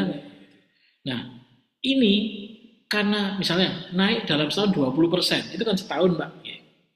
Nah, kita bikin yang 3 bulan. Kalau 3 bulanan berarti dalam 3 bulan naik 5% bulan pertama. 3 bulan pertama. Nah, ketika 3 bulan pertama ini tidak tercapai, maka bulan kedua bikin OKR, bulan kedua, Q2 ya gitu ya, kuartal kedua, bikin lagi OKR yang akan menyesuaikan. Gitu Pak. Jadi dari setahun dipotong jadi 4. Yang dibuat mana? 3 bulan dulu. Ketika 3 bulan ini kurang bagus, kurang baik, maka disesuaikan. Jadi ya, disesuaikan di bulan kedua, di Q kedua, sorry. Lalu Q ketiga, Q keempat. Jadi akan berprogres. Harapannya setahun sudah ada dulu. Kenapa setahun kok harus ada dulu? Karena otak kita akan mencari. Kan otak kita ada yang namanya reticular activating system gitu ya. Ya, contohnya apa? Misalnya Bapak kepingin beli mobil apa nih yang baru Xiaomi, misalnya ya Pak ya, mobil Xiaomi gitu ya, mobil listrik Xiaomi. Maka tiba-tiba di jalan Bapak akan lihat mobil Xiaomi warnanya merah, warnanya hijau gitu. Otak kita mencari ke sana. Jadi eksekusi harus punya itu. Frame-nya berapa? Setahun dulu. Setahun kemudian bagi 3 bulan pertama. Ketika ini kurang berhasil atau terlalu cepat berhasil, maka Q2 akan ada penyesuaian. Apa yang disesuaikan? Bukan objektifnya Pak.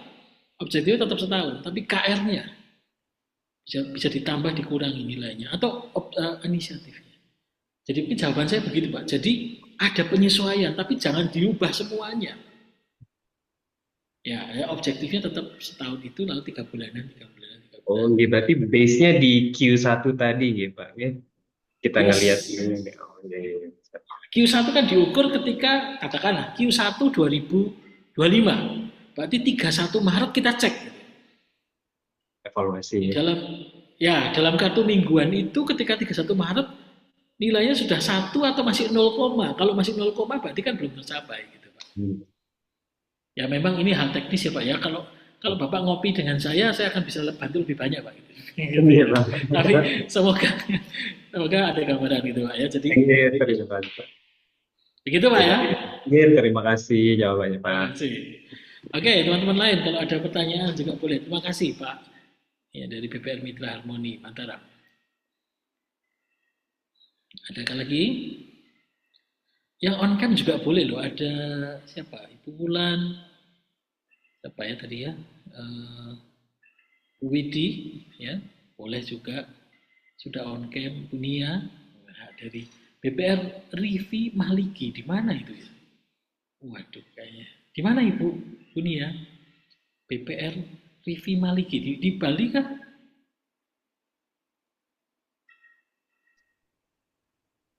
Oh, belum masuk suaranya. Oh, nggak kedengeran kan? Oh, iya. It's okay, Ibu. It's okay. Ya. Oke, teman-teman ada lagi? Eksekusi, kayaknya hal yang sepele, hal yang simple. Tapi itulah modal kita untuk menyelesaikan. Tadi saya juga baru saja selesai tadi raker dengan satu grup usaha ya. Membahas apa? Membahas juga execution. Strategi and execution. Sudah jadi strateginya, ditandatangani oleh CEO-nya, lalu eksekusinya bagaimana gitu. Itu baru saja selesai tadi. 2025 tinggal lari kencang. Oke, ada lagi? Bung Tri silakan. Baik, Bapak Ibu, kalau belum ada yang bertanya lagi atau mungkin sudah cukup, jadi Bung Tri dari perwakilan Aku Bank mengucapkan terima kasih kepada Bapak Ari yang sudah sharing-sharing pada hari ini, Bapak. Bung Tri. Yes. Sorry, ada ini ya, ada form apa namanya review ya. Oke. Iya. Dari BWI-nya ya. Oke. Iya, supaya ada feedback juga untuk kami begitu.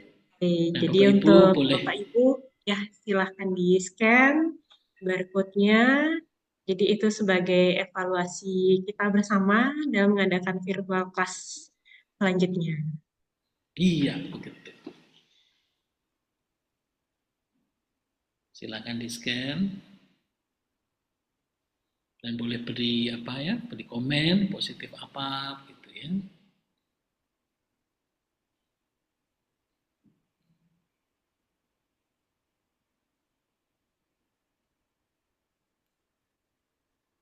Jadi ini tidak terasa nih Bapak Ari, kita sudah di penghujung sesi. Jadi untuk Bapak Ibu peserta virtual class mastermind yang sudah mengikuti dari awal sampai sesi akhir pada hari ini, kami juga mengucapkan terima kasih atas antusiasnya, semangatnya, dan juga kepercayaannya. Jadi kita nanti akan bertemu kembali di sesi virtual class tahun depan. Keren. Bagi yang mau kontak-kontak silakan ya. Mau saya biasanya Yes. di LinkedIn atau di IG gitu ya. Kalau mau kontak-kontak DM juga very happy gitu. Kalau mau ngopi-ngopi juga ayo gitu. Ya. Pak Ari juga selebgram nih Bapak ya. Enggak lah, saya itu cuman Followersnya banyak loh Bapak Ibu. ya belum banyak lah ya. Silahkan ya kalau mau kontak-kontak. Dari saya sih terima kasih sekali ya Bapak Ibu, kehormatan bagi saya untuk bisa sharing dan semoga bisa ketemu lagi di acara lainnya begitu ya. Dan jangan lupa boleh kontak-kontak ya. Gitu. Semoga bermanfaat.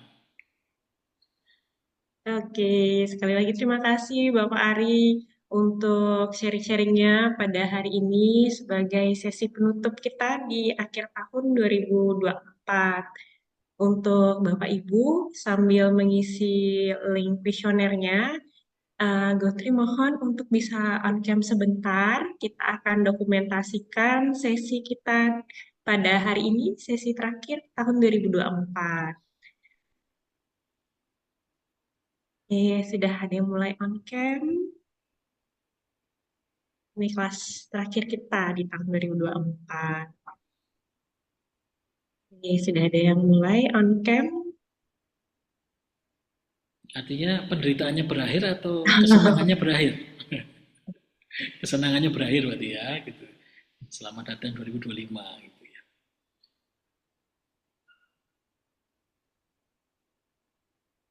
Oke, sudah bisa kita mulai untuk take fotonya. Saya minta jempolnya ya Bapak Ibu ya. Take fotonya ada 3 slide. 1, 2, 3. 1, 2, 3. 1, 2, 3. Oke, baik. Terima kasih sekali lagi Bapak Ibu yang sudah berpartisipasi dalam virtual class Mastermind Aku Bank. Sampai di akhir tahun ini, kami juga ucapkan Merry Christmas untuk Bapak Ibu yang merayakan. Selamat Tahun Baru 2025. Kita akan sambut tahun kemenangan yang lainnya ya Pak Arya. Oke, saya juga Gungtri, mewakili dari manajemen Aku Bank, mengucapkan permohonan maaf apabila selama sesi awal sampai sesi akhir pada hari ini ada kekurangan atau kesalahan. Selama kelas berlangsung, kami mohon maaf sebesar-besarnya kepada Bapak Ibu. Oke, baik. Jadi untuk Bapak Ibu, kita sambung kembali untuk kelas-kelas selanjutnya di tahun depan. Selamat merayakan tahun baru untuk Bapak Ibu dan sampai jumpa. Sukses semua, sukses Jumpa. selalu. Terima kasih Terima Pak Ari. kasih. Tahun Terima kasih baru, Aku Bank. Merry Terima Christmas. kasih Pak Ari. Thank you. Izin live ya. Terima kasih Bapak. Terima kasih Pak Ari. Terdiri